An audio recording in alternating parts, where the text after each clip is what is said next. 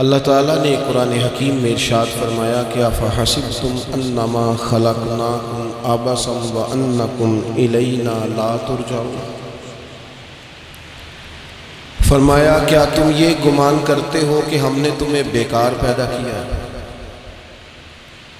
اور کیا تم یہ سمجھتے ہو کہ تمہیں پلٹ کر ہماری طرف نہیں آنا؟ اللہ تبارک و تعالیٰ نے جو چیز بھی پیدا کی، جہاں بھی پیدا کی، بڑی حکمتوں کے تقاضوں کے تحت پیدا کی۔ میں کسی شخص سے بیزار نہیں ہو سکتا، کیونکہ ایک ذرہ بھی تو بیکار نہیں ہو سکتا۔ اللہ نے ہر چیز کو کمال حسن کے ساتھ دنیا میں پیدا کیا، اور انسان تو اشرف المخلوقات ہے۔ یہ تو اللہ تعالیٰ کی تخلیق کا شاہکار ہے۔ اللہ تعالیٰ نے اسے بڑی رہنمائیوں کے ساتھ، بڑی حکمتوں کے ساتھ، بڑے کرم کے ساتھ پیدا فرمایا۔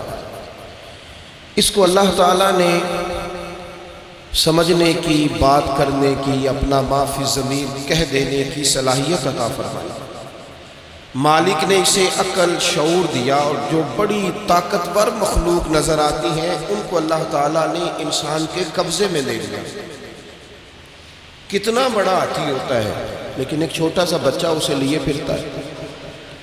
کتنا بڑا اونٹ ہے، کتنی طاقت رکھتا ہے، لیکن ایک چھوٹا سا بچہ اس کے ناک میں نکیل ڈالتا ہے اور اسے لے کے گھومتا ہے۔ اللہ تبارک و تعالیٰ نے اسے اشرف المخلوقات بنایا ہے۔ اتنے بڑے جہاز ایک انسان کے قبضے میں دے دیے ہیں۔ وہ جب چاہتا ہے جہاز اڑتا ہے، جب چاہتا ہے اسے زمین پہ اتار لیتا ہے۔ اللہ کی دی ہوئی طاقت سے ملکوں کو سر کرنا، بڑی بڑی ٹیکنالوجی کو ایجاد کرنا، خدا نے اپنی توفیق سے اسے آسان کیا۔ اور پھر اگر وہ مسلمان ہے، پھر اگر وہ حضور کا غلام ہے، تو پھر تو فرمایا کنتم خیر امت اخرجت للناس، انسان ساری مخلوق میں افضل ہے، اور میرے محبوب کا کلمہ پڑھنے والے سارے انسانوں میں سب سے افضل ہے۔ ان کو اللہ نے اور زیادہ فضیلتوں سے، برکتوں سے مالا مال کیا۔ یہ وہ مخلوق ہے، یہ وہ لوگ ہیں، یہ وہ امت ہے کہ جو صرف ارادہ کرتی ہے نیکی کا، کرتی نہیں۔ ارادہ کرتی ہے تو اللہ نیکی کرنے کا اجر عطا فرما بھی دیتا ہے۔ یہ ابھی پلان کرتی ہے کہ میں یہ کام کروں گا تو رب اس کا ثواب شروع بھی فرما دیتا ہے، لیکن پتہ نہیں کیا ہو گیا ہے لوگوں کو، نیکی کے ارادے کرنے چھوڑتے جا رہے ہیں، نیکی کی منصوبہ بندی کرنی چھوڑ دی ہے، خیر کے لیے پلان کرنا ہی چھوڑ دیا ہے۔ بہت سارا وقت بیکار گزرتا ہے، بہت سارا وقت چوراہے پہ گزر گیا، بہت سارا وقت گپوں میں گزر گیا۔ عمریں دراز مانگ کے لائے تھے 4 دن، 2 آرزو میں کٹ گئے، 2 انتظار میں۔ ایک ڈھیر سارا طبقہ ہے جس سے پوچھتے ہیں کیا کر رہے ہو، وہ کہتے ہیں بس کچھ بھی نہیں، ٹائم پاس کر رہا ہوں۔ تو میں کہتا ہوں یار اتنا فالتو ٹائم کہاں سے آیا جسے پاس کرنا پڑا؟ میں بور ہو رہا ہوں، تو میں کہتا ہوں بور ہونے کے لیے وقت کہاں سے لیا آپ نے؟ آپ تو مسلمان ہیں، آپ کا تو وقت شریعت نے بڑا قیمتی کر دیا ہے۔ آپ تو 1 منٹ میں 3 بار سورہ اخلاص پڑھ سکتے ہیں۔ آپ کو تو ذرا سا وقت ملے تو آپ جا کے 2 رکعت نماز کی نیت باندھ سکتے ہیں۔ آپ کو تو تھوڑا سا وقت ملے تو آپ کے تو نبی پاک علیہ السلام نے یہاں تک ہماری تربیت کر دی، ہمارے حضور فرمانے لگے تم کانٹا اٹھا سکتے ہو نا گلی سے، تو وہی اٹھا دینا، اس پر بھی رب صدقے کا ثواب عطا کرے گا۔ تو یہاں تو کانٹوں سے بھری ہوئی گلیاں ہیں۔ میرے نبی پاک نے تو فرمایا تھا کسی مومن کو بس خوش کر دینا، وہ چاہے لمحے کے لیے ہی ہو، اس کے دل میں راحت ڈال دینا، اسے تسلی دے دینا، روتے ہوئے آنکھ آنسو پوچھ دینا، اس کو کہہ دینا میں تیرے ساتھ ہوں۔ فرمایا مومن کے دل میں تم نے خوشی داخل کر دی تو 60 سال نفل پڑھنے سے اللہ تمہیں زیادہ ثواب عطا کر دے۔ تو یہ فارغ بیٹھنے کا وقت کہاں سے آیا؟ یہ بور ہونے کا ٹائم کہاں سے آیا؟ ہم نے اپنے آپ کو بیکار کر لیا، اور رب نے نہیں بیکار کر لیا، ہم نے بیکار کر لیا۔ ہم نے اپنے آپ کو زنگ لگا لیا۔ ملت کا وہ جوان جس کو چاہیے تھا کہ وہ خاندان کے 20 50 60 لوگوں کو لے کر چلتا، کفالت کرتا، نمائندگی کرتا، آگے بڑھ کے کہتا میں ہوں نا، گھبرانا نہ، وہ نوجوان خود دکھ سناتا ہے رو رو کے، وہ مجبوریاں سناتا ہے، وہ کچی کچی باتیں کرتا ہے، وہ کہتا ہے مجھے کالا جادو ہو گیا، وہ کہتا ہے فلانے کی نظر لگ گئی ہے، وہ کہتا ہے چچا نے آگے نہیں جانے دیا، وہ کہتا ہے میں ابا جی نے صحیح تقسیم نہیں کی تو میں پیچھے رہ گیا۔ اتنی کمزور بات کرے گا، اور وہ مسلمان اپنی صلاحیت کو پہچانے۔ حضرت سعدی شیرازی کے پاس ایک شخص نے بیٹھ کے اپنے دوستوں کی غلطیاں گنوانی شروع کر دی، ان میں یہ بھی غلطی ہے، یہ بھی غلطی ہے، یہ بھی غلطی ہے، یہ بھی غلطی ہے، یہ بھی غلطی ہے۔ تو حضرت سعدی ہنس پڑے، فرمانے لگے اور یاد رکھ تیرے سجن بڑے ہی برے ہیں، پر پانی بڑا بھی گندا ہو نا تو آگ بجھانے کے کام پھر بھی آ جائے گا۔ کوئی تو خوبی ان میں تلاش کر لینا، پانی بڑا بھی گدلا ہو تو آگ تو بجھاتا ہے کہ نہیں بجھاتا۔ ہمارا یہ مزاج بن گیا ہے کہ ہم اپنی صلاحیتوں سے کام ہی نہیں لیتے، ہمیں پتہ ہی نہیں ہم کیا کر سکتے ہیں۔ میرے رسول پاک صلی اللہ علیہ وسلم کا کمال یہ ہے کہ حضور نہ انسان کی صلاحیتیں اجاگر کر دیتے، محبوب اجاگر کر دیتے، حضور اندر جذبہ پیدا کر دیتے۔ اس طرح کا وہ اقبال کہتے ہیں کہ تمہارا وقت کا امام وہ نہیں ہوتا جو تمہیں کہے حالات بڑے خراب ہیں، اس قوم کا کچھ بھی نہیں ہو سکتا، اس ملک کا کچھ بھی نہیں ہو سکتا، فلانا ادارہ بھی خراب ہو گیا، فلانا بندہ بھی کرپٹ ہو گیا، فلانا بھی دنیا دار ہو گیا، پیر بھی خراب ہو گئے، مولوی بھی خراب ہو گئے، سیاستدان بھی خراب ہو گئے، اور بیوروکریٹس بھی خراب ہو گئے، اور تاجر بھی خراب ہو گئے، اور فلانی برادری یہ ظلم کرتی، فلانا قبیلہ یہ ظلم کرتا ہے، فلانے شہر کے لوگ، اسی چکر میں صرف مایوسیاں پھیلانی ہیں، کبھی خیر کی بات ہی نہیں کرنی۔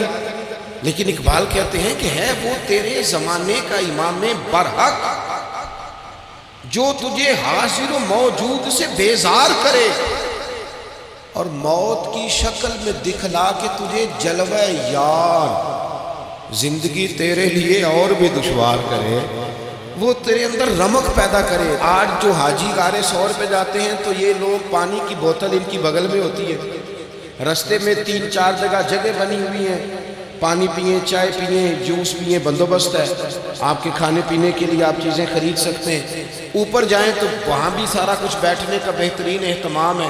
جب حضرت صدیق اکبر گئے تھے تو دن کو نہیں گئے تھے، رات کو گئے تھے، اور جناب اسماء بنت ابی بکر جب رات کو کھانا لے کے جاتی تھی تو وہاں تو دن کو آج بھی 1400 سال کے بعد بھی آبادی کوئی نہیں۔ اس وقت کیا منظر ہوگا، اور اب رستہ بن گیا تھا، اب تو رستہ بھی نہیں تھا۔ تو حضرت اسماء کہتی ہیں میں اکیلی روٹی پکاتی تھی، پھر اسے باندھتی تھی، پھر میں یہ نہیں کہ 2-4 میرے ساتھ ساتھی چلو تو پھر غار سور پہ چلتے ہیں، لوگ تو یوں جاتے ہیں نا۔ فرماتی میں دیکھتی تھی ادھر ادھر کہ کوئی ہے تو نہیں، دیکھ تو نہیں رہا۔ جب کوئی نہیں ہوتا تھا تو رات کو جاتی تھی اور غار پہ کھانا دے کے آتی تھی، اور حضرت صدیق اکبر نے حضور کو کندھوں پہ بٹھا کے کہا تھا حضور پتھر نکیلے ہیں، ان کی نوک تیز ہے، کہیں مقدس قدموں کو تکلیف نہ دیں، اگر مہربانی کریں تو میرے کندھوں پہ نہیں بیٹھ جاتے۔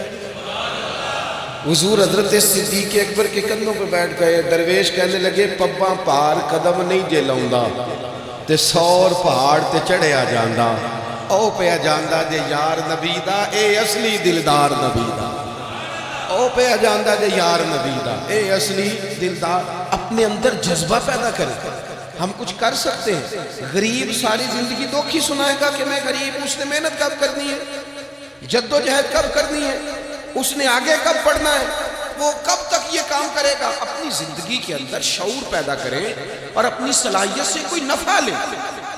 آپ کیا کر سکتے ہیں زندگی میں؟ میں نے کہا کچھ نہیں کر سکتے، گلی سے روڑا تو اٹھا سکتے ہیں کہ نہیں؟ کچھ انقلاب اپنے مزاج میں پیدا کریں، کچھ تبدیلی پیدا کریں۔ اس کے لیے سب سے زیادہ ضروری یہ ہے کہ ہم اپنے اندر اخلاقی تبدیلی لانے میں کامیاب ہو جائیں۔ کائنات میں قوم وہ سمجھتی ہے جن کا اخلاق سنور جاتا ہے، اور جو لوگ اپنے اندر اخلاقی تبدیلی نہیں نہ لاتے، آپ دیکھیں نبی پاک علیہ السلام کا انقلاب کس طرح کا ہے۔ عرب کے لوگ سمجھتے تھے کہ معاف کرنا بزدلی ہے، صبر کرنا بزدلی ہے۔ وہ کہتے تھے یہ کیا بات ہوئی، ہمارا دشمن کیا سمجھے گا کہ بزدل ہے، انہوں نے معاف کر دیا۔ وہ کہتے تھے معاف کر دیں تو کمزور پڑ جائیں گے، سامنے والا کہے گا کہ ان کے پلے کچھ نہیں، معاف کر دیا۔ اور ہمارے زمانے میں آج معاف کمزور آدمی کرتا ہے، طاقتور آدمی معاف نہیں کرتا۔ وہ جس کے پاس طاقت نہیں ہوتی وہ کہتا ہے ٹھیک ہے میں نے اللہ پہ چھوڑ دیا، حالانکہ اس نے بھی اچھا کیا، پر کمال تو یہ ہے کہ تیرے پاس ساری طاقت ہو پھر بھی تو فیصلہ اللہ پہ چھوڑے۔ اور حضرت موسیٰ کلیم اللہ علیہ السلام نے عرض کیا تھا مالک تیرے بندوں میں تیری نظر میں معزز کون ہے؟ تو رب کریم نے فرمایا میرے کلیم جس کے پاس بدلہ لینے کی طاقت ہو پھر بھی معاف کر دے وہ رب کی نظر میں بڑی عزت والا ہے۔ عرب کے لوگ سمجھتے تھے یہ بزدلی ہے کہ میں معاف کر دوں، لیکن حضور نے ان کو اخلاقی طور پہ بدل دیا، اور نبی پاک نے فرمایا معاف کرنا بزدلی نہیں، یہ تو اعلیٰ ظرفی ہے۔ تو پھر کس طرح بھلا معافی ان کو ہوئی؟ فتح مکہ کے دن حضور نے اس طرح نہیں معاف کیا کہ پہلے ہمارے ہاں بھی لوگ معاف کرتے ہیں تو ہم پتہ کس طرح معاف کرتے ہیں، پہلے ساری اس کی زیادتیاں گنواتے ہیں۔ پتہ ہے نا تو نے اس وقت کیا کہا تھا، یاد ہے نا تو بڑی ڈینگے مارتا تھا، یاد ہے نا تو بڑی بڑھ کے مارتا تھا۔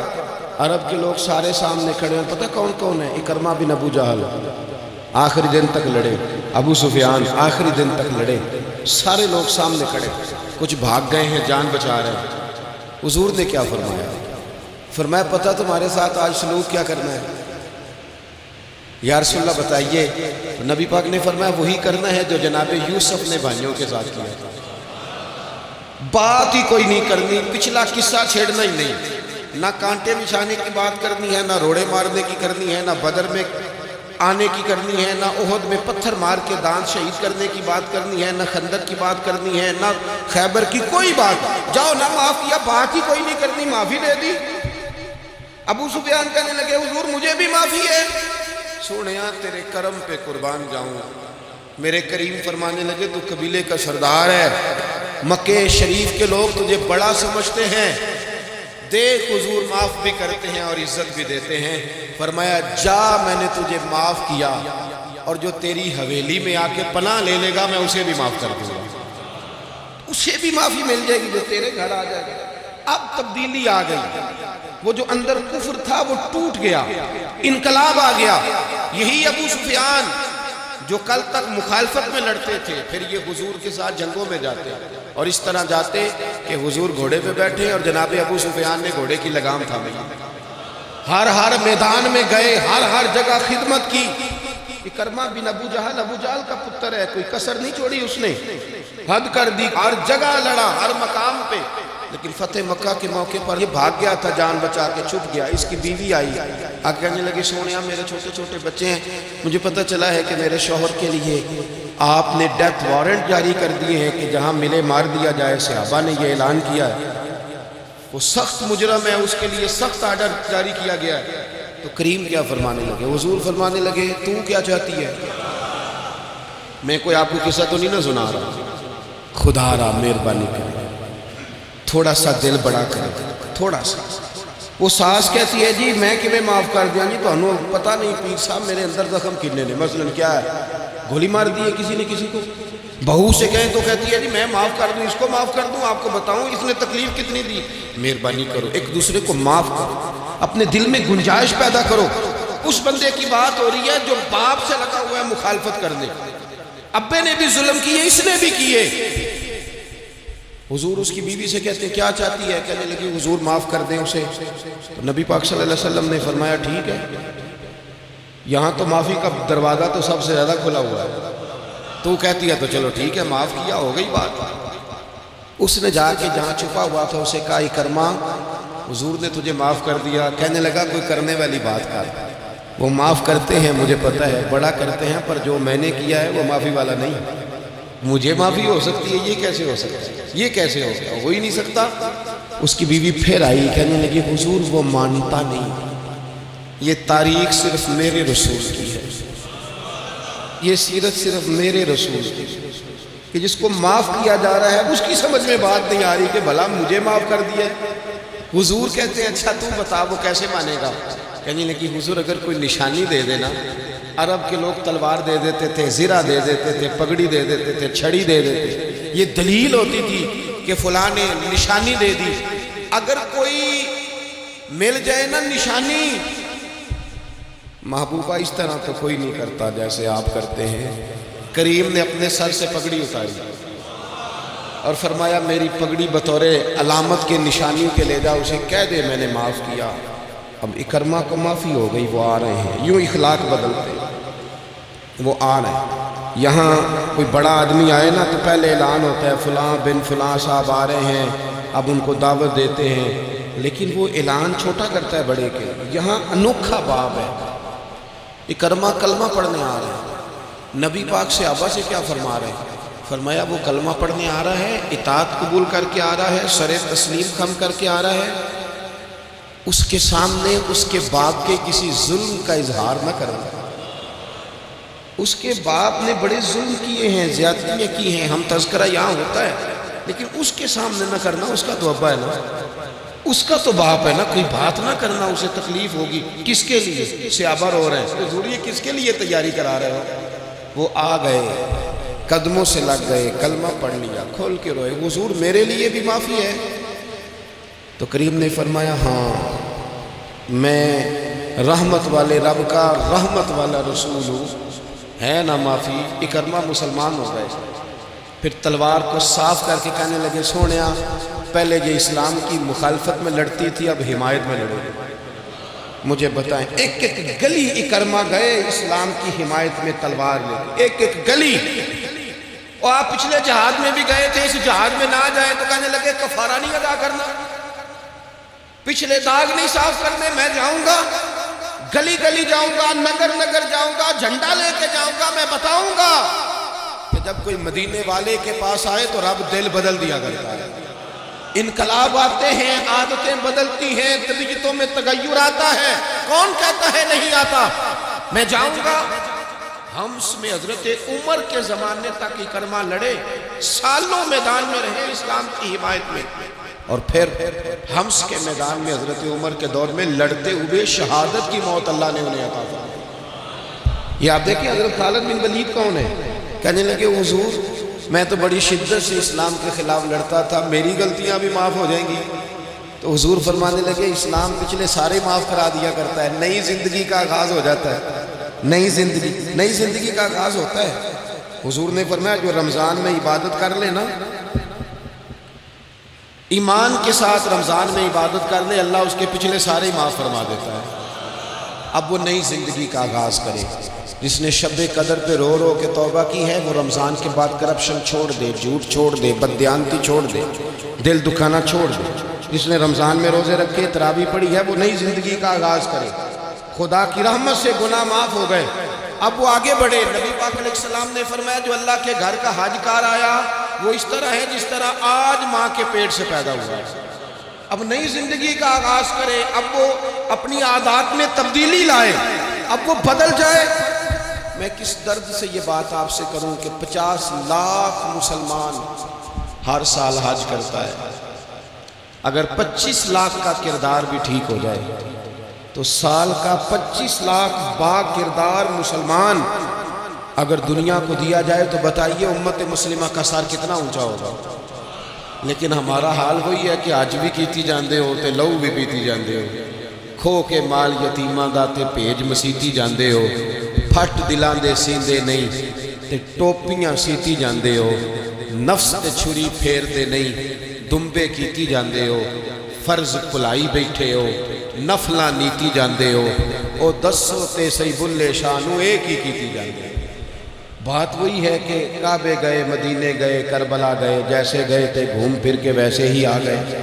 کچھ تبدیلیاں اپنے مزاج میں لائیں، اپنی عادات میں لائیں۔ حضرت خالد بن ولید نے کہا حضور سارے گناہ معاف ہو گئے؟ فرمائے ہو گئے۔ حضرت خالد بن ولید نے پھر اپنی تلوار تھامی اور جناب خالد بن ولید پھر اس طرح میدانوں میں نکلے کہ نبی پاک نے فرمایا اب یہ خالد نہیں، یہ تو سیف اللہ ہے، یہ تو اللہ کی تلوار بن گیا۔ اس جذبے سے، شوق سے اپنے مزاج کو تبدیل کر کے اس طرح میدان میں آئے، فرمایا اب یہ اللہ کی تلوار ہے۔ پورا وجود زخمی کرایا اور ساری زندگی اسلام کی حمایت میں تلوار چلائی۔ ہم بدل سکتے ہیں، تبدیلی آ سکتی ہے، ہمیں بدل جانا چاہیے۔ بہلول دانا سے کہا تھا ہارون رشید نے کہ مجھے کوئی نصیحت کر دے، میں بادشاہ ہوں، سخت دل ہو جاتا ہے کئی دفعہ۔ تو حضرت بہلول دانا کہنے لگے میں کیا نصیحت کروں، آپ کا باپ کہاں ہے؟ کہنے لگے قبرستان میں۔ کہا ایک بڑا بھائی بھی تھا، بڑا پیار کرتا ہے، سنا آپ سے، کہاں ہے؟ کہا قبرستان میں۔ تو کہا وہ ایک چچا زاد بھی آپ کے ساتھ میں نے دیکھا ہے، کہا وہ بھی قبرستان میں۔ یاد کرانا شروع کیا حضرت بہلول نے، فرمایا وہ ننہال والے، ددہال والے، وہ ماموں، وہ چاچو کا سب قبروں میں آخری جملہ کہا، فرمایا تیرا ایک پتر بھی تھا، چڑھتی جوانی تھی، قد اونچا تھا، رنگ گورا تھا۔ ہارون رشید رو پڑے، کہنے لگے حضور وہ بھی قبرستان میں، تو فرمایا جس نے اتنے جنازے پڑے ہوں اسے میں نصیحت کروں، تیرا کیا خیال ہے، تو نے نہیں جانا؟ یارو ہم نے اپنے کئی کلاس فیلوں کے جنازے پڑھے ہیں، بڑا پیار تھا میرا اپنی دادی کے ساتھ، تو 97 میں وہ انتقال کر گئے، دادا ابو چلے گئے، اماں جی چلی گئی، ابا جی چلے گئے، نانا چلے گئے، پھپھا چلے گئے، دوست چلے گئے۔ یہاں پچھلے سال کئی سنگی تھے، اس سال نظر نہیں آتے، رخصت ہو گئے۔ او سنگیو، یہ تو ساری تیاری ہے، ہم نے بدلنا کب ہے؟ اب تو ہمارا بڑھاپا آنے کو ہے، اب تو بال سفید ہونے کو۔ تبدیلی کس وقت؟ اللہ تعالیٰ نے قرآن مجید فرقان حمید کے اندر فرمایا اللہ ولی الذین آمنوا یخرجہم من الظلمات الی النور، اللہ مومنوں کا ولی ہے، وہ انہیں اندھیروں سے نور کی طرف نکالتا ہے، وہ رستہ دکھاتا ہے۔ بار بار راہ کھلتی ہے ہمارے سامنے، پر ہم قبول کرنے کو تیار نہیں ہوتے۔ کچھ تبدیلی اب آ جائے، کچھ زبان میں مٹھاس آ جائے، کچھ ہمارے عمل میں پختگی آ جائے۔ ہم نہ بہت سارے کام لوگوں کو دیکھ کر کرتے، اس سے تھوڑی جان چھڑائی جائے۔ کچھ اپنے اندر جو قباہتیں ہیں، کچھ اپنے ساتھ جنگ کی جائے۔ نبی پاک علیہ السلام نے فرمایا افضل جہاد اپنے نفس سے لڑائی کرنا ہے، اپنے آپ کے ساتھ کچھ جد و جہد کی جائے، کچھ اپنے خلاف بھی چلا جائے۔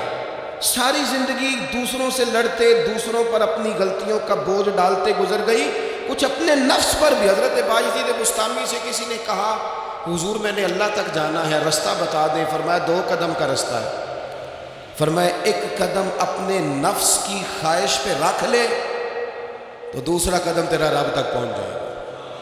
تو اپنے آپ کو کنٹرول نہیں نہ کرتا، اپنے آپ سے تو لڑ پہلے۔ اقبال کہتے ہیں ڈھونڈتا پھرتا ہوں اے اقبال اپنے آپ کو، آپ ہی گویا مسافر، آپ ہی منزل ہوں میں۔ نبی پاک نہ تبدیلی کرتے۔ یہ جو لوگ کہتے ہیں نا کیسے بدلوں، تو حضور بدلنے ہی تو آئے ہیں، حضور بدلنے۔ حضرت مازن ایک صحابی ہے، وہ کہتے ہیں میں بت کی پوجا کرتا تھا، امام بہقی نے لکھا ہے، میں بت پوجتا تھا۔ ایک دن میرے بت کے اندر سے آواز آ گئی تو کب تک مجھے پوجے گا، مدینے میں تو حضور جلوہ فرما ہو گئے۔ کہتے ہیں 2 دفعہ 3 دفعہ بت مجھے پیغام دے رہا ہے کہ حضور کی طرف جاؤ۔ بت کہتے ہیں میں وہاں سے چلا، حضور کی بارگاہ میں پہنچا تو نبی پاک علیہ السلام کی خدمت میں حاضر ہو کے میں نے عرض کی یا رسول اللہ کمال ہو گئی، لوگ بتوں کو پوجتے ہیں اور میرا بت کہہ رہا تھا جا جا کے حضور کا کلمہ پڑھنا۔ او سکیاں کھجوراں اگا جام دے تے پتھراں تو کلمہ پڑھا جام دے۔ فرمایا وہ انہوں نے مجھے بت نے بھیجا ہے۔ حضرت مازن کہتے ہیں حضور کی بارگاہ میں آیا، نبی پاک نے کلمہ پڑھایا تو میں نے عرض کی حضور میرے اندر کچھ قباہتیں بھی ہیں، کسی کی چیز دیکھ کے میرا جی للچا جاتا ہے، میں چوری کر لیتا ہوں، بدکاری کا بھی مزاج ہے، شراب نوشی بھی ہو جاتی ہے۔ کہتے ہیں حضور نے میرے سینے پہ ہاتھ رکھا، میرے لیے دعا کر دی۔ آپ فرماتے ہیں گردن اونچی تھی کبھی نیچی نہیں ہوئی تھی، پر وہ کلمے کی کیا برکت آئی کہ ایسا سر جھکا کہ وہ جھکا ہی رہا، ایسی تبدیلی آئی کہ آ گئی، نفرت ہو گئی۔ کہتے ہیں حرام مال آتا ہے تو میری طبیعت پہ بوجھ بن جاتا ہے۔ میں اکثر دوستوں سے کہتا ہوں کہ ہمارے ہاں لوگوں کا عجیب مزاج ہے، وہ اپنا مائنڈ سیٹ کر لینا، کبھی ذہن بنا لینا یہ چیز حرام ہے تو وہ کبھی بھی حلق سے نیچے ہی نہ جائے۔ آپ گوشت کھا رہے ہوں اور بڑا اچھا پکا ہوا ہے، بہترین مسالہ جات لگے ہوئے ہیں، بہترین، آپ کھا رہے تھے گوشت، کوئی بندہ آپ کے کان میں آ کے کہہ دے صدقے کا ہے، اس کا منہ میں ذائقہ بدل جاتا ہے کہ نہیں؟ بھئی گوشت وہی ہے، یہ کیسے بدل گیا؟ کیونکہ آپ کے نا وہاں کمپیوٹر میں فٹ ہے کہ صدقہ میرے لیے درست ہے۔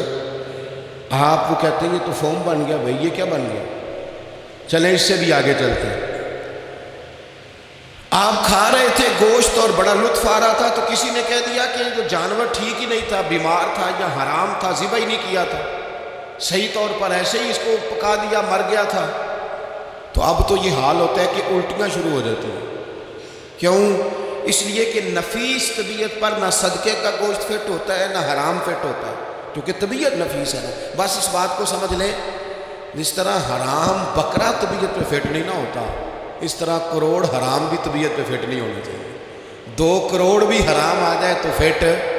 جس دن 2 کروڑ پر بھی الٹی آنے لگ گئی نا، جس دن حرام جگہ پر قبضہ کرتے بھی کہہ آنے لگ گئی، ذائقہ بدلنے لگ گیا، کمپیوٹر میں فٹ ہو گیا کہ یہ میرے لیے ٹھیک نہیں۔ لیکن میں اکثر کہتا ہوں لوگوں سے، میں کہتا ہوں ہمارے ہاں بندہ دیکھ کے فتویٰ ہوتا ہے۔ یہاں کوئی غریب عیسائی ہو نا، ماڑا بیچارہ گلی میں جھاڑو دے کے روٹی کماتا ہے، تو لوگ مسئلہ پوچھتے ہیں، کہتے ہیں مولوی صاحب سائلہ روٹی کھانی جائز ہے؟ تو میں پھر ان لوگوں سے آگے سے پوچھ لیتا ہوں، میں کہتا ہوں یہ بتاؤ امریکہ کا صدر بھی عیسائی ہے، اس کے ساتھ جائز ہے؟ اتنے وزیر مشیر وزراء اعظم ملکوں کے جا کے کھاتے ہیں، کبھی آپ نے مسئلہ پوچھتے دیکھیں؟ وہاں تو جو مولوی مشیر بنے ہوئے وہ بھی بیٹھے ہوتے ہیں بیچ میں، وہ بھی بیٹھے ہوتے ہیں، اب بھی ان سے پوچھو۔ لیکن ہمارا مزاج یہ بن گیا ہے کہ غریب کے حق میں مسئلہ اور ہے اور امیر کا معاملہ ہے تو معاملہ اور اس سے نکلے۔ یعنی اگر 5 روپے کسی کے گر جائیں تو وہ واپس کرنے بھی ضروری ہے، اور 5 کروڑ گر جائیں تو وہ بھی۔ وہ ہمارے ایک دوست کہا کرتے ہیں کہ ایک صاحب تھے، ان کو نا بڑے قیمتی جوتے کا ایک پیر مل گیا کہیں سے گرا ہوا، انہوں نے وہ قیمتی پاؤں جوتے کا گرا ہوا اٹھایا اور وہ بندہ تلاش کرنے لگے کس کا گرا ہے۔ دیر تک وہ ڈھونڈتے رہے ایک پاؤں کس کا ہے، تھوڑی دیر کے بعد انہیں دوسرا پاؤں بھی مل گیا، پھر انہوں نے بندہ ڈھونڈنا بند کر دیا۔ انہوں نے کہا دونوں ہو گئے ہیں، اب یہ کام آئے گا، لہذا انہوں نے بند کر دیا۔ میرے عزیز، یہ تو کوئی طریقہ نہیں ہے نا کہ آپ چیز اگر تھوڑی سی ہے تو اس پر فتویٰ اور ہے، اگر زیادہ ہے تو مزاجوں میں جب ہم یہ لے آئیں گے اپنی طبیعت میں، اور کب تک ہم نے اسی طرح رہنا ہے؟ کب ہم نے اپنے وجود سے کام لینا ہے؟ بیکار وقت کب تک گزرنا ہے؟ کتنے رمضان آئے گزر گئے، کتنے عمرے آئے گزر گئے، کتنی ہم نے دیکھا کہ بس بیمار ہو گئے، ٹھیک ہو جائیں گے تو پھر اس کے بعد ہم نے کوئی نماز نہیں چھوڑنی، لیکن ٹھیک ہوئے تو بھول گئے، نئی سے نئی بات شروع ہو گئی۔ ہم نے کتنی دفعہ کہا کہ آج کے بعد تبدیلی، لیکن کیوں نہیں تبدیل ہوتے؟ حضرت فضالہ بن عمیر ایک صحابی ہیں، کہتے ہیں میں عورتوں کا معاذ اللہ بڑا رسیہ تھا۔ ابو جہل نے جب اعلان کیا نا جو حضور کو شہید کرے گا تو اسے 100 سرخ اونٹ دیے جائیں گے، تو کہتے ہیں میں خنجر بغل میں دبا کے نا تو طواف کعبہ کرنے چلا گیا، طواف کعبہ۔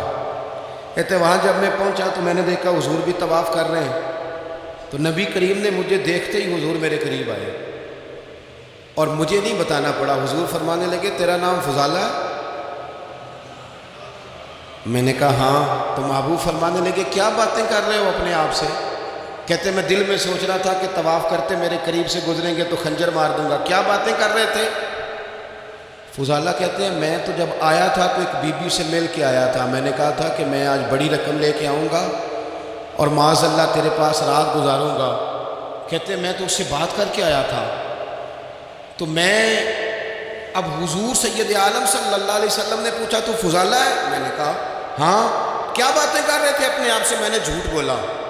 میں نے کہا جی وہ تو میں تو ذکر کر رہا تھا اپنے دل میں۔ کہتے ہیں حضور مسکرائے اور مسکرا کے فرمانے لگے چل چھوڑ، جس کام آیا تھا وہ کرتا کیوں نہیں؟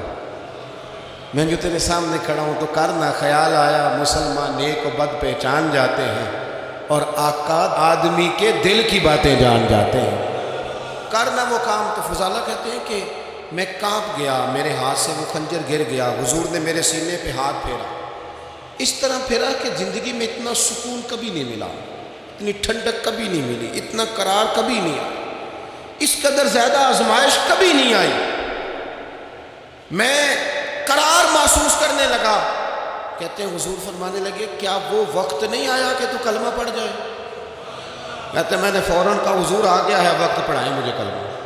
کہتے ہیں نبی پاک نے کلمہ پڑھا دیا، میں مسلمان ہوا، میں واپس لوٹا تو وہی عورت بن سنور کر تیار ہو کر گلی میں کھڑی تھی۔ عادتیں بدل جاتی ہیں، شرط یہ ہے کہ ہم تھوڑی سی کوشش کریں، شرط یہ ہے کہ ہم اپنے آپ کو اللہ رسول کی بارگاہ میں پیش کریں۔ اور میرے دوستوں، میرے بزرگوں، ہمیں سب سے زیادہ تکلیف میں ہماری اپنی عادات نے ڈالا ہے، ہماری اپنی خواہشات نفس نے ہمیں زیادہ آزمائشوں میں ڈالا۔ کہتے ہیں وہ عورت بن سنور کے کھڑی تھی، جب میں واپس لوٹا تو پہلے میں اس کے پیچھے بھاگتا تھا، اب میں اس کے قریب سے گزر گیا تو اس نے آواز دی، تو فضالہ نہیں؟ کہتے ہیں میں چپ کر گیا۔ وہ پھر پیچھے دوڑی، میرا گریبان پکڑ کے کندھا پکڑ کے ہلایا، تو فضالہ نہیں؟ کہتے ہیں میری جھکی ہوئی گردن، میں سر نہیں اٹھاتا۔ مجھے کہنے لگی تو وہ نہیں ہے فضالہ ہے؟ میں نے کہا ہوں میں فضالہ، پر وہ والا نہیں جو تجھے ملا کرتا تھا۔ کہا تو اب کون ہے؟ کہنے لگے میرا ٹائٹل بدل گیا ہے، میرا تعارف بدل گیا ہے، اب میں رسول کائنات کا غلام ہو گیا ہوں۔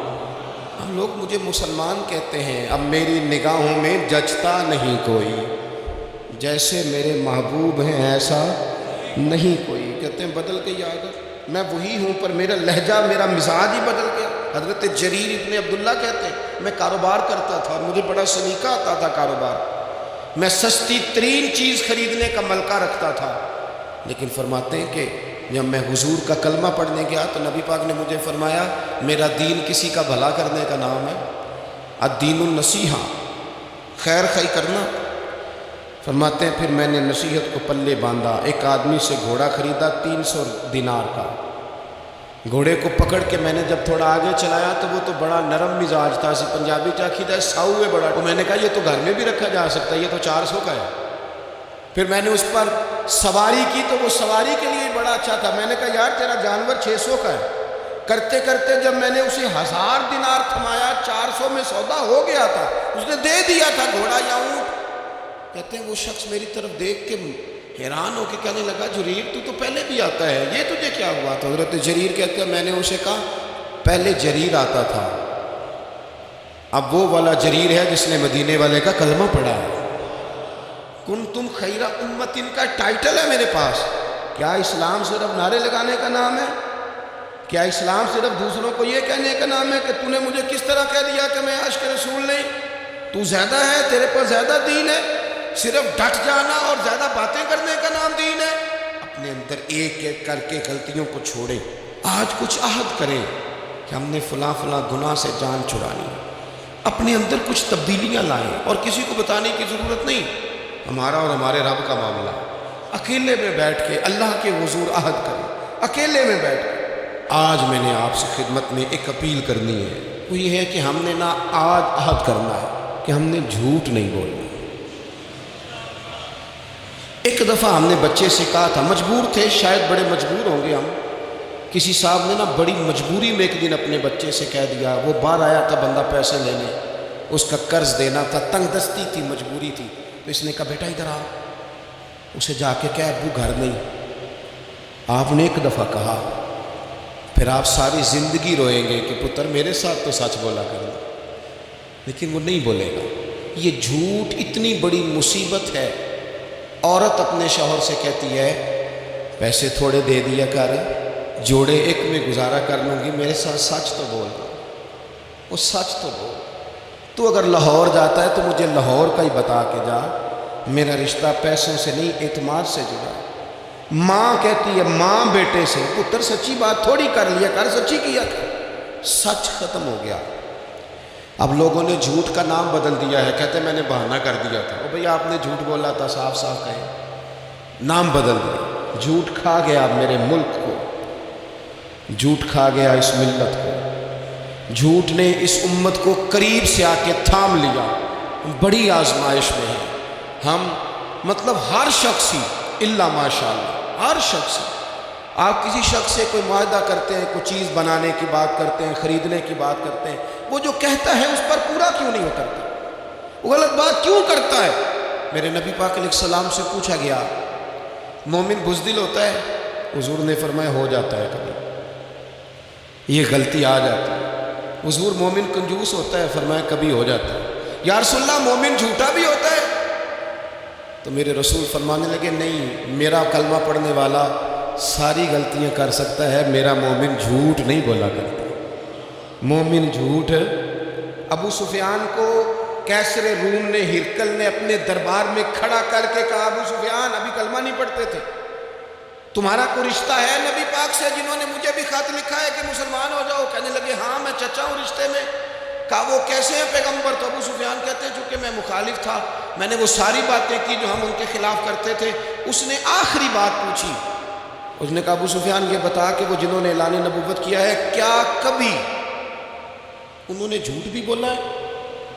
ابو سفیان کہتے ہیں کہ 1 منٹ کے لیے میں نے کہا کہہ دوں، مخالفت تھی نا، تو پھر میں نے سوچا یہ تو عرب کی وزاداری کے خلاف ہے، عرب میں سے تو کوئی جھوٹ بولنا پسند ہی نہیں کرتا، اور پھر میں اگر حضور کو معاذ اللہ جادوگر شاعر کہوں گا تو شاید کسی کو 1 منٹ کے لیے متوجہ کر سکوں، اور نبی پاک نے جھوٹ بولا ہے، یہ تو مانے گا ہی کوئی نہیں. کہتے ہیں بادشاہ نے پھر زور دے کے کہا سردار بتاتے کیوں نہیں، کیا کبھی انہوں نے جھوٹ بھی بولا ہے؟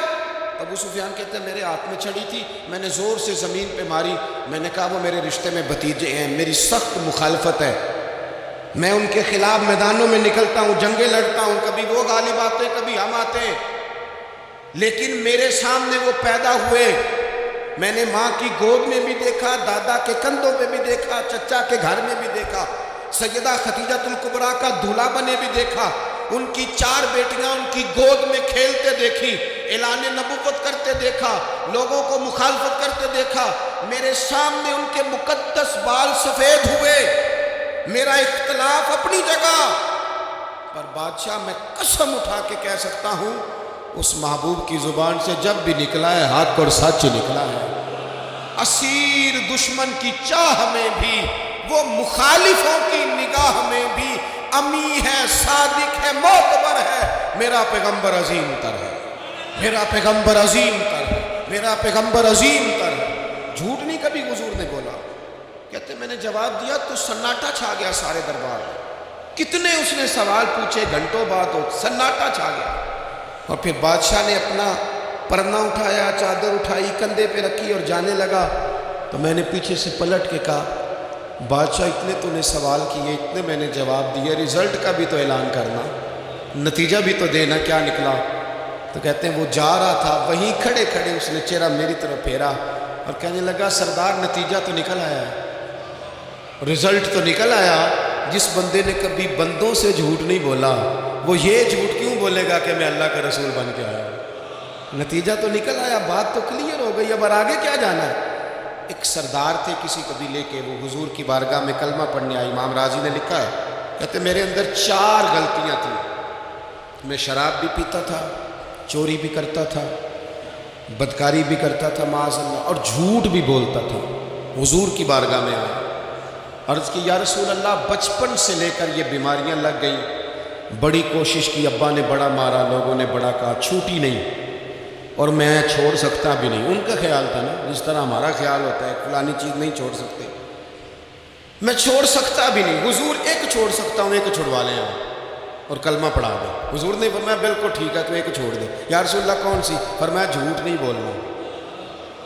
جھوٹ، وہ شراب بھی پیتے ہیں، وہ کہتے ہیں میں بدکاری بھی کرتا ہوں، چور بھی. حضور نے کیا فرمایا؟ جھوٹ. کیا ان سارے کاموں سے زیادہ سخت تھا؟ حضور نے اس سے منع کیا، جھوٹ نہیں بولنا بھائی. کہتے ہیں سونے وعدہ ہو گیا. سیدھے سادھے آدمی تھے، دیہاتی سردار تھے، گھر چلے گئے. کہتے ہیں جب وہ شراب کے قریب جانے لگا تو دل میں خیال آیا کہ حضور کے پاس شراب پی کے جاؤں گا، اگر کسی نے پوچھا کہ پی ہے تو جھوٹ تو بولنا نہیں، سچ بولوں گا تو حال کیا ہوگا بھلا؟ وہاں کیفیت کیا ہوگی کہ میں شراب پی کے یہاں آتا ہوں حضور کی بارگاہ میں، مجھ پہ تو حد لگے گی. کہتے ہیں لہذا شراب بھی چھوڑ دی، اٹھا کے ماری دیوار کے ساتھ. کہتے ہیں میں چوری کی طرف ہاتھ بڑھانے لگا تو میں نے کہا صبح اگر کسی نے پوچھا کہ میری چوری کس نے کی ہے، جھوٹ بولنا نہیں، اور اگر سچ بولا تو سوسائٹی میں عزت کیا رہے گی؟ دفع کرو، جو اللہ نے روکھا سوکھا دیا وہی ٹھیک ہے. کہتے ہیں گلی سے گزر رہا تھا، اس عورت نے پھر آواز دی، اس کی طرف جانے لگا اور قریب گیا تو وہ پوچھتی ہے سنا ہے تو نے کلمہ پڑھ لیا ہے؟ کہتے ہیں تڑپ گیا، درد سے آنسو چھلکے کہ اگر میں اس سے جھوٹ بولوں تو حضور نے منع کیا ہے، اور سچ بولوں تو یہ کیا سوچے گی؟ کلمہ پڑھ کے مسلمان ہو کے حضور کا غلام ہو کے یہ انداز ہے. کہتے ہیں وہاں سے بھی آ گیا، آ کے نہ پیچھے ہو کے بیٹھ گیا، پیچھے حضور تقریر کر رہے تھے، پیچھے ہو کے بیٹھ گیا. غور سے حضور کا چہرہ دیکھ رہا ہوں، غور سے دیکھتا جا رہا ہوں. دنیا کہیں اور دیکھ رہی ہے اور میں حضور کا چہرہ دیکھ رہا ہوں. سر سے لے کر پاؤں تک تنویر ہی تنویر ہے. جیسے منہ سے بولتی قرآن کی تفسیر ہے، سوچتی تو ہوگی دنیا مصطفیٰ کو دیکھ کر بھلا وہ مصور کیسا ہوگا جس کی یہ تصویر ہے۔ کہتے میں غور سے چہرہ دیکھ رہا ہوں، حضور کی خدمت میں گیا سلام لینے تو محبوب نے مسکرا کے دیکھا تو میں نے کہا سونیا قربان جاؤں، میرا ایک جھوٹ چھڑوایا ہے، میری ہر شے چھوٹ گئی ہے، ختم ہو گیا سارا کچھ ہی۔ یہ مہربانی ہو جائے گی انشاءاللہ۔ اپنے آپ سے بات کریں، کوشش کریں کہ ہم نے زندگی میں جھوٹ نہیں بولنا، آپ سچ بولیں۔ میری ملک کے لیڈر اگر قوم کو صرف سچ بتائیں، ہمارے پاس کیا ہے، ہم کتنا سروائیو کر سکتے ہیں، کہاں تک جا سکتے ہیں، آپ یقین کریں قوم کا اعتماد قائم رہے۔ اگر ہم اپنے بچوں سے سچ بولیں، اپنے دوستوں سے سچ بولیں، اپنے محبت کرنے والوں سے سچ بولیں، ہمارا اعتماد نہیں خراب ہوگا، اعتماد قائم رہے گا۔ وہ ایک شخص نے آ کے کہا تھا نا یا رسول اللہ میں 2 نمازیں پڑھوں گا، اگر آپ کہتے ہیں تو کلمہ پڑھتا ہوں، 5 نہیں پڑھ سکتا۔ فرمایا تو آ جا 2 ہی پڑھنا، لیکن یہ چھٹی صرف حضور دے سکتے ہیں اور نہیں کو دے سکتے۔ حضور نے فرمایا 2 ہی پڑھنا۔ صحابہ کہتے ہیں 2 نمازوں کی شرط پہ کلمہ پڑھا۔ پھر شارحین فرماتے ہیں وہ وقت بھی آیا کہ وہ تہجد بھی پڑھا کرتے تھے۔ آپ شروع تو کریں نا کسی کام کو، اپنے اندر چھوٹی چھوٹی تبدیلی پیدا کریں، اور بڑوں سے لے کر مجھے ادب سے عرض کرتا ہوں، بعض نوجوان بھی شکایت کرتے ہیں، کہتے ہیں بزرگوں کو کہہ دیں کہ جلد باز نہ بنیں، جلدی غصے میں آ جاتے ہیں۔ میں بزرگوں سے بھی عرض کروں گا کہ تھوڑی نرمی، تھوڑی شفقت، مطلب زیادہ ڈانٹ ڈپٹ کرنے سے بھی تو چیزیں خراب ہی ہوتی ہیں، تھوڑا سا ضرب بڑھ۔ نوجوانوں سے کہوں گا کہ آپ جوان ہیں تو حوصلہ بھی تو جوان ہے، تو زندگی میں حوصلہ، تحمل، بردباری لائیں، اپنی عادات کو تھوڑا تھوڑا کر کے تبدیل کریں۔ اللہ تعالی ہمیں سمجھ عطا فرمائے۔